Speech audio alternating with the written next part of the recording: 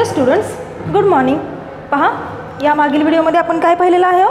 या मागील व्हिडिओमध्ये आपण युग्मक निर्मिती आणि फलन या दोन प्रक्रिया पाहिलेल्या आहेत. आपण लैंगिक प्रजनन हा तुमचा पॉईंट पाहत आहोत आणि त्याच्यामध्ये आपण या मागील व्हिडिओमध्ये युग्मक निर्मिती आणि फलन या दोन महत्त्वाच्या प्रक्रिया पाहिलेल्या आहेत.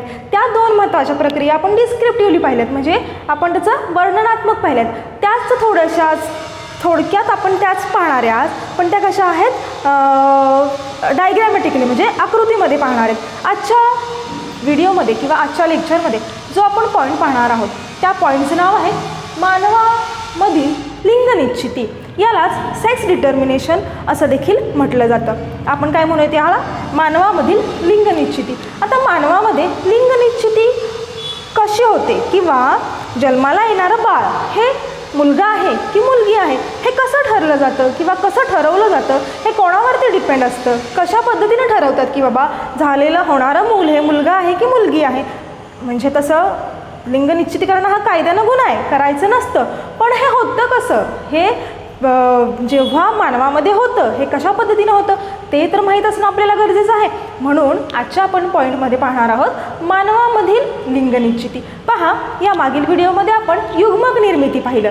युग्मक निर्मिती म्हणजेच काय होतं? तिथं शुक्रपेशी आणि अंडपेशी या तयार होतात. पहिलाच पॉईंट सांगितला होता मी, शुक्रपेशी आणि अंडपेशी या अर्धगुणसूत्री विभाजनाने तयार केल्या जातात. ही जी दोन युग्मकं आहेत म्हणजे शुक्रपेशी आणि अंडपेशी या काय केल्या जातात? तर अर्धगुणसूत्री विभाजनाने विभाजित केल्या जातात आणि त्यानंतर आपल्याला गुणसूत्रांची संख्या काय होते? निम्मी होते. नेमकं त्याच्यामध्ये होतं काय हे आपण आज पाहणार आहोत. पहा, मी इथे एक वाक्य लिहिलेलं आहे. युग्मक तयार करणाऱ्या पेशीमध्ये गुणसूत्रांची संख्या द्विगुणी असते. युग्मक तयार करणाऱ्या पेशी, युग्मक म्हणजेच कोण? अंडपेशी. आणि कुठली असते दुसरी? तर शुक्रपेशी. कारण की आपल्याला माहिती आहे लैंगिक प्रजनन हे दोन भिन्न पेशींशिवाय पॉसिबल असतं का हो? पॉसिबल नसतं. पहिला पॉईंट सांगतोय आपला की युग्मक तयार करणाऱ्या पेशीमध्ये गुणसूत्रांची संख्या द्विगुणी असते. द्विगुणी असते म्हणजेच ते कसे असतात? 2n असतात. 2n असते म्हणजेच किती असतात? तर त्या गुणसूत्रांची संख्या बाळांनो द्विगुणी असते. म्हणजेच त्या गुणसूत्रांची संख्या किती असते? 46 गुणसूत्र असतात. पहिला पॉईंट काय सांगतोय? गुणसूत्रांची संख्या द्विगुणी असते म्हणजेच किती असतात? 46 गुणसूत्र असतात. आता ही जी 46 गुणसूत्र असतात याच्यामध्ये 22 जोड्या ह्या अलिंगी गुणसूत्रांच्या असतात. 22 जोड्या कशाच्या असतात? अलिंगी गुणसूत्रांच्या असतात. पहा, आणि त्याच्यामध्ये आणखीन एक काय ते मिक्स होते? तर एक जोडी लिंग गुणसूत्रांची होते मिक्स. एक जोडी लिंग गुणसूत्र असतं. लिंग गुणसूत्र म्हणजेच कोणते? एक्स आणि वाय. पहा, तुम्हाला सांगते मी. एक जोडी म्हटलं या इथं लक्षात घ्यायचं. जोडी म्हणजेच कोणतं येणार आहे? X x. आणि इथं कोणतं येणार आहे? X Y. ही कशी कोणासाठी असणार आहे? स्त्रीसाठी. ही कोणासाठी असणार आहे? पुरुषासाठी. पहा, सुरुवातीला गुणसूत्रांची संख्या 46 असते म्हणजेच 22 जोड्या अलिंगी गुणसूत्राच्या आणि एक जोडी लिंग गुणसूत्राची. म्हणजेच आपल्याला पूर्ण आकडा किती आला पाहिजे? इथं 46 आला पाहिजे. येतोय का बघा? 22 जोड्या म्हणजे किती झाल्या? 44 झाल्या, बरोबर. अधिक त्याच्यामध्ये काय करायचं? एक जोडी लिंग गुणसूत्राची घेतलीत, बरोबर. इकडं 22 जोड्या अलिंगी गुणसूत्राच्या म्हणजेच किती झाले? 22 22 44. आणि एक जोडी लिंग गुणसूत्राची म्हणजेच कोणती आली? एक्स आणि वाय. समजा अशा पद्धतीनं जर युनियन झालं म्हणजेच 44 अधिक एक्स एक्स हे काय झालं हो? स्त्रीसाठी, बरोबर. हे काय झालं? स्त्री गुणसूत्र झालं. आणि हे काय झालं? पुरुष झालं. कारण की इथं काय आहे? 44 अधिक एक्स वाय आहे आणि आपल्याला माहिती आहे वाय कोणासाठी रिस्पॉन्सिबल असतं? तर पुरुषत्वासाठी. वाय हे गुणसूत्र कोणत्या कारणासाठी रिस्पॉन्सिबल असतं? तर पुरुषत्वासाठी रिस्पॉन्सिबल असतं. अशा पद्धतीनं सुरुवातीला काय होतं? ह्या गुणसूत्रांची संख्या ही काय असते हो? द्विगुणी असते. नंतर याचं काय होतं? ह्या द्विगुणी गुणसूत्रांची संख्या एकगुणी केली जाते आणि ती एकगुणी कशाने केली जाते? तर ती एक गुणी संख्या अर्धगुणसूत्री विभाजनाने केली जाते. म्हणजेच इथं काय होतं, मिओसिस होतं. मग आता इथं द्विगुणी आहे तेव्हा आपण किती घेतलं, 46 घेतलं. आपल्याला एक गुणी बघायचे, आपण किती घेणार आहे, एक गुणी बघायचे तर किती घ्यावे लागणार आहे, तो 23 गुणसूत्र घेतली, बरोबर. कारण की द्विगुणी होतो तेव्हा 46 घेतलेली. आता एक गुणी बघतोय तर काय करावं लागणार आहे, 23 गुणसूत्र घ्यावे लागणार आहे, बरोबर. तिथे किती होणार आहेत, 46चे किती केले आपण, 22 जोड्या केल्या. इथं 23चे किती करूयात, 11 जोड्या अलिंगी गुणसूत्रांच्या असतात. 11 जोड्या याच्यामध्ये अलिंगी गुणसूत्रांच्या असतात आणि प्लस आपण काय करूयात, एक लिंग गुणसूत्र घ्यायचे. आता इथं जोडी नाही घ्यायची बाळांनो, इथं काय करायचंय, इथं फक्त एकच लिंग गुणसूत्र घ्यायचं आहे आणि अशा पद्धतीनं त्या पेशी काय केल्या जातात, एकगुणित केल्या जातात. पहा, म्हणजे आपल्याला इथं मिळणार काय हो, तर कसं मिळणार आहे पहा, 11 जोड्या म्हणजेच किती मिळाले, 11 जोड्या अलिंगी गुणसूत्र. लक्षात घ्या, हे आहे द्विगुणी, हे आहे एकगुणीसाठी बघतोय. एकगुणी घेतोय म्हणून 23 गुणसूत्र घेतली. 23 गुणसूत्रांची फोड कशी केली आपण, 11 जोड्या अलिंगी गुणसूत्रांच्या केल्या आणि त्याच्यामध्ये एक लिंग गुणसूत्र घेतलं. इथं जोडी घेतली आहे का, जोडी घेतलेली नाही. मग एक लिंग गुणसूत्र म्हणजे कोणतं लिंग गुणसूत्र, तर XX आणि इथं पण आपण XY घेणार आहे. पण घेताना मात्र काय करणार आहे, एकच घेणार आहे. मग आपण बघूयात, ज्या पद्धतीने आपण द्विगुणीचं बघितलं त्या पद्धतीने आपण एकगुणीचं बघूयात. आता 11 जोड्या म्हणजे किती झालं, 22 अधिक XX समजते, हे 22 अधिक एक लिंग गुणसूत्र म्हणजे इथं XX नाही घेणार आपण, Xच घेणार आहे कारण की एकच घेतोय ना आपण, सॉरी. आणि इथं 22 जोड्या म्हणजे किती झाले, 22 अधिक हे X, बरोबर. आणि दुसरं कोणतं, 22 अधिक Y. अशा पद्धतीने आपल्याला काय मिळणार आहे, 2 मिळणार आहेत. इथं कोणतं मिळणार आहे, हे स्त्रीसाठी मिळणार आहे आणि हे कोणतं मिळणार आहे, पुरुषांसाठी मिळणार आहे, बरोबर. अशा पद्धतीने मिळालं म्हणजेच इथं कोणती दोन युग्मक तयार झाली, इथं तयार झाल्या शुक्रपेशी, सॉरी इथं तयार झाल्या अंडपेशी आणि इथं तयार झाले शुक्रपेशी. पण बाळांनो, इथं शुक्रपेशी कसे तयार झाले पहा, 2 पद्धतीचे शुक्रपेशी तयार झालेले आहेत. कोणते 2, 22 अधिक X हा एक शुक्रपेशी तयार झाला आणि 22 अधिक Y हा एक शुक्रपेशी झाला. का, तर पुरुषांमध्ये X आणि Y हे दोन्ही सुद्धा असतं. एकदा का अंडपेशी आणि शुक्रपेशी तयार झाल्या की खाली काय होतं, खाली त्या दोघांचं अंडपेशीचं आणि शुक्रपेशीचं युनियन होतं, ते एकत्रित येतात. ही जी काही प्रक्रिया असते याला फलन असं म्हटलं जातं बाळांनो आणि तेच आपण पाहणार आहे. हे झालं.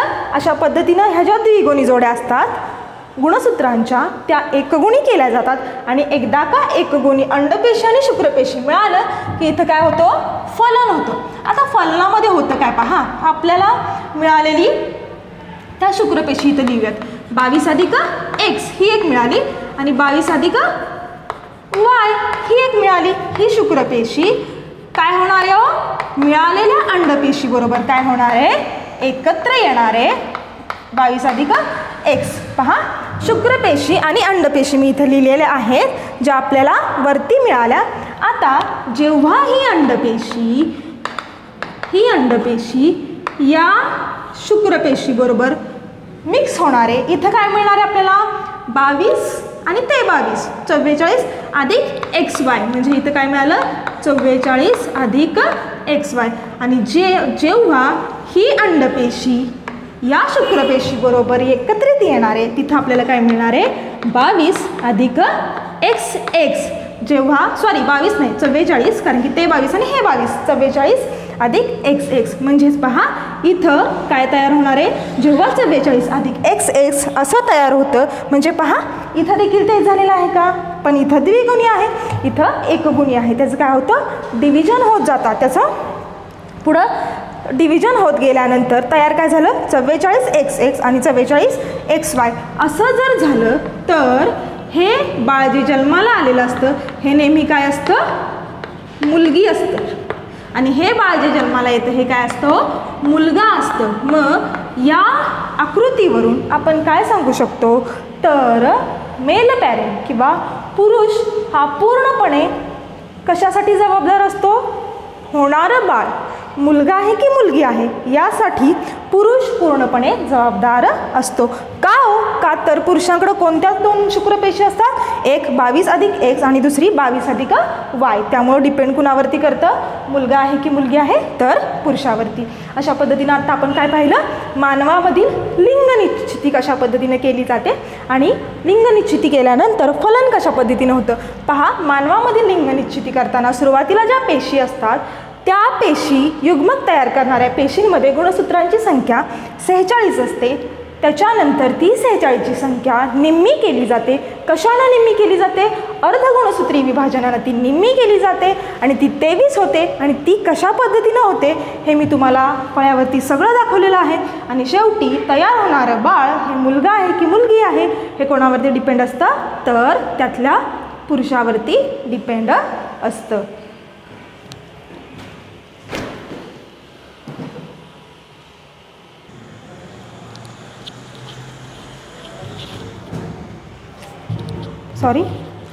हॅलो स्टुडंट्स, पहा आपण पाहिलं की फलन कसं होतं. शुक्रपेशी आणि अंडपेशी एकत्र येऊन तिथं काय केलं जातं?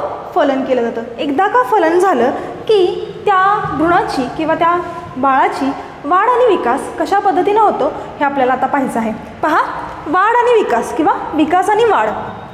पहा, पहिल्यांदा फलन होतं. फलन होतं म्हणजेच काय होतं? तर शुक्रपेशी म्हणजेच कोण? 22+X. शुक्रपेशी ह्या 2 पद्धतीच्या असतात. शुक्रपेशी 22+X आणि 22+Y, जसं की मी तुम्हाला आत्ता मागे दाखवलं. आणि अंडपेशी कोणत्या? 22+X. ह्या दोघं एकत्र येतात, बरोबर. हे इथं येतात आणि हे इथं येतात आणि कशा पद्धतीनं मुलगा किंवा मुलगी जन्माला येते हे तुम्हाला मी दाखवलं. ह्या शुक्रपेशी आणि ह्या अंडपेशी कुठं एकत्र येतात फलनासाठी? तर ह्या अंडनलिकेमध्ये एकत्र येतात. आता पहा, आपण पाहतोय विकास आणि वाढ कशा पद्धतीने होतं. मी इथं टेंटेटिव्ह एक आकृती काढलेली आहे जी कोणती आहे? आपली स्त्री प्रजनन संस्थेची आकृती आहे. पहा, फलन होतं. फलनामध्ये शुक्रपेशी आणि अंडपेशी एकत्र येतात. कुठे एकत्र येतात? तर ह्या अंडनलिकेमध्ये एकत्र येतात. हां, अंडनलिकेमध्ये काय येतात? त्या एकत्र येतात. ह्या अंडनलिकेमध्ये सांगितले, पहा तिथं अंडनलिकेमध्ये फलनानंतर तयार झालेल्या युग्मनजाचे अनेक वेळा सूत्री विभाजन होते. आता ह्या शुक्रपेशी आणि अंडपेशी अंडनलिकेमध्ये एकत्र येतात. एकदा का त्या अंडपेशी आणि शुक्रपेशी एकत्र आल्या अंडनलिकेमध्ये की त्या तिथे झायगोट म्हणजेच युग्मनज तयार करतात. काय तयार करतात? ह्या इथं युग्मनज तयार करतात. आणि ह्या युग्मनाचे पुन्हा पुन्हा काय होतं? सूत्री विभाजन होतं. की जो मी पहिला पॉईंट सांगितला मी तुम्हाला. आता तुम्ही तर म्हणताय की लैंगिक प्रजनन हे अर्धगुणसूत्री विभाजनानं होतं, पण जेव्हा युग्मनज तयार होतो तेव्हा त्याचं अनेक वेळा सूत्री विभाजन होतं. अनेक वेळा सूत्री विभाजन होऊन त्याचं काय तयार होतं? ज्या पेशी द्विगुणी असतात ह्या काय केल्या जातात? एकगुणी केल्या जातात. आणि ह्या अंडनलिकेमध्ये शुक्रपेशी आणि अंडपेशी एकत्र येऊन ते काय करतात? युग्मनज तयार करतात. हा युग्मनज तयार झाल्यानंतर त्याचे मार्गक्रमण पुढं कुठं केलं जातं? गर्भाशयाकडे केलं जातं. एकदा का युग्मनज तयार झाला की तो कुठं येतो? गर्भाशयाकडे येतो. गर्भाशयात त्याचं काय होतं? गर्भाशयात त्याचं रोपण होतं. म्हणजेच काय आपण पाहिलेलं आहे, गर्भाशयाचं काम काय असतं? तयार झालेला जो काही युग्मनज आहे, जो काही एम्ब्रिओ आहे, त्याचं वाढ आणि त्याचं रोपण नीट करण्याचं काम कोण करतं? गर्भाशय करतं. पहा, परत एकदा सांगते, वाढ आणि विकासामध्ये काय होतं? शुक्रपेशी आणि अंडपेशी अंडनलिकेमध्ये एकत्र येऊन युग्मनज तयार करतात. ह्या युग्मनजाचं अनेक वेळा सूत्री विभाजन होतं. त्याचं अनेक वेळा सूत्री विभाजन झालं की तो युग्मनज पुढं कुठं ढकलला जातो? गर्भाशयाकडे ढकलला जातो. गर्भाशयाकडे ढकलण्याचं काम कोण करतं आठवते का? पहा, मी पाठीमागे तुम्हाला सांगितले, रोमकाचं काम काय असतं? जो युग्मनज तयार झालेला आहे त्याला कुणाकडे पाठवायचं? गर्भाशयाकडे पाठवायचं. एकदा का तो गर्भाशयाकडे आला की त्याचं काय होतं? त्याचं रोपण होतं आणि त्याची वाढ आणि विकास व्हायला सुरुवात होते. वाढ आणि विकास होताना स्त्री प्रजनन संस्थेमध्ये काय होतं बाळांनो? हा जो गर्भ आहे, आतमध्ये मी पिवळ्या रंगाचा दाखवलाय आणि जे गुलाबी रंगाचं दाखवलंय, हे जे पिवळ्या रंगाचं आहे तो गर्भाशयामध्ये आलेला गर्भ आहे. हा इथं वाढवला जातो, त्याचं इथं रोपण केलं जातं. तो व्यवस्थित पद्धतीने इथं वाढवलं जातं आणि तो वाढवताना त्याला काही अन्न पुरवठा, जे काही पाणी, त्याला ऑक्सिजन, त्याची सगळी जी काही आवश्यकता असते ते देण्याचं काम एक अवयव करत असतो स्त्री प्रजनन संस्थेमध्ये. त्या अवयवाचं नाव असतं अपरा. त्याला काय म्हटलं जातं? अपरा म्हटलं जातं किंवा त्याला प्लॅसेंटा असं देखील म्हटलं जातं. आणि हा जो गुलाबी कलरमध्ये मी दाखवला आहे तो काय आहे? प्लॅसेंटा आहे. आणि या प्लॅसेंटामध्ये आतमध्ये काय असतो? गर्भ असतो. बघा तुम्ही नेटवर वगैरे बघितलं असेल तर बाळ असतं आतमध्ये आणि बाळाच्या भोवती एक आवरण असतं बघा, एक पिशवी पण म्हटलं जातं, पाण्याची पिशवी. त्याला काय म्हटलं जातं? प्लॅसेंटा म्हटलं जातं किंवा त्याला अपरा म्हटलं जातं. ह्या अपराचं काम काय असतं तर ह्या बाळाला व्यवस्थित वाढ होण्यासाठी जो काही अन्न पुरवठा, जे काही ऑक्सिजन वगैरे ज्याची गरज असेल ते का देण्याचं काम कोण करतं तर हा अपरा करतो. आणि यालाच हे जे आहे यालाच म्हटलं जातं एम्ब्रियोनिक डेव्हलपमेंट, म्हणजे त्या युग्मनराजाची वाढ आणि विकास म्हटलं जातं. ही वाढ आणि विकास फलन झाल्यानंतर किती दिवसांनी होते हो तर फलन झाल्यानंतर पुढे साधारणतः 9 महिन्यांच्या कालावधीमध्ये भ्रूणाची वाढ होते. अशा पद्धतीनं वाढ आणि विकास केली जाते. परत एकदा सांगते, ते पॉईंट बघितले तरी चालतील, नाही बघितले तरी चालतील, बघू नका, आकृतीवरून लक्षात ठेवायचं. सांगते तुम्हाला, वाढ आणि विकास कुठं होते तर वाढ आणि विकास स्त्री प्रजनन संस्थेमध्ये अंडनलिकेमध्ये केले जाते. अंडनलिकेमध्ये काय होतं तर इथं शुक्रपेशी आणि अंडपेशी एकत्र येऊन युग्मनज तयार करतात. हा युग्मनज पुढे ढकलण्याचं काम कोण करतं? रोमक करतं. रोमक तो युग्मनज पुढे ढकलतं, गर्भाशयामध्ये ढकलतं. गर्भाशयामध्ये ढकलल्यानंतर गर्भाशयामध्ये एक अवयव असतो, त्याचं नाव असतं अपरा. तो काय करतो? गर्भाशयाला पूर्णपणे जे काही अन्न पुरवठा, जे काही न्यूट्रिशन लागतं ते देतो आणि अशा पद्धतीनं हळूहळू त्या भ्रूणाची वाढ बरोबर 9 महिन्यानंतर केली जाते. अशा पद्धतीनं आपण काय पाहिलं आज? 3 पॉईंट बघितले. एक म्हणजे मानवामधील लिंग निश्चिती कशा पद्धतीनं होते, त्याच्यानंतर कोणकोणत्या गोष्टी असतात की ज्या पुरुष प्रजनन संस्थेमुळं कारणीभूत असतात. म्हणजे मी तुम्हाला सांगितलं की मेल पॅरेंट किंवा पुरुष हे पूर्णतः कारणीभूत कशासाठी असतो? जन्माला येणारं बाळ मुलगा आहे की मुलगी आहे हे कोणावरती डिपेंड करतं तर त्या पुरुषावरती. आणि तिसरं आपण बघितलं की त्या भ्रूणाची वाढ आणि विकास कशा पद्धतीनं केला जातो. आपण थांबूयात.